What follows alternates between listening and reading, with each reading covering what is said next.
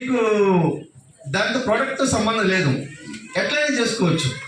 ఒకటేమంటాడు, నేను cash back ఇస్తా, నువ్వు నా దాంట్లో జాయిన్ అయ్యావు, నువ్వు అటోడే ఇటోడే అది కూర్చో, నీకు నెల నెల డబ్బులు వస్తాయి అంటాడు. ఇంకో దౌర్భాగ్యం ఏంటంటే ప్రతిరోజు వస్తుంది అంటాడు. ఇంకా కొంతమంది గంటకు ఒకసారి వస్తుంది అంటాడు ఒకడు. అదే షేర్ మార్కెట్ లెక్క. సో అది very dangerous to the society as well as another generations also, very important. So next chain system దగ్గర ఇక్కడ చాలా మంది కన్ఫ్యూజ్ అవుతారు. నువ్వు కట్టు 10 మందితో కట్టించు.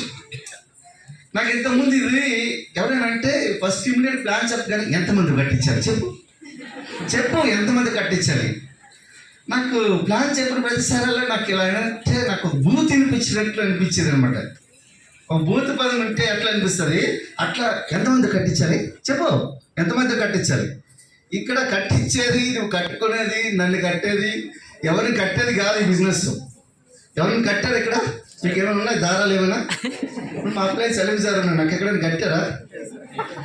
ఏం లేదు కదా, అవునా కదా. కట్టింది లేదు, కట్టించుకునేది లేదు, ఏం లేదు. సో చైన్ సిస్టమ్, ₹1 కూడా మీరు ఎవరి దగ్గరైనా కలెక్ట్ చేసినా అది డైరెక్ట్ సెల్లింగ్ కాదు, చైన్ సిస్టమ్. అర్థమవుతుందండి? సో అలాంటివి ఒక 3,000 కంపెనీలని మన ఇండియన్ గవర్నమెంట్ రద్దు చేయడం జరిగింది.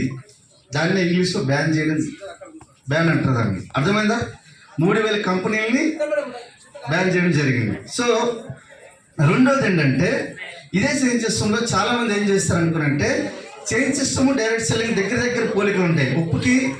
ఉప్పు కప్పు రంబు నొక్క పోలిక రెండు, చూడ రుచుల జాడ వేరు, పురుషులందు పుణ్య పురుషులు వేరయ్య, విశ్వదాభిరామ వినుడవేమ.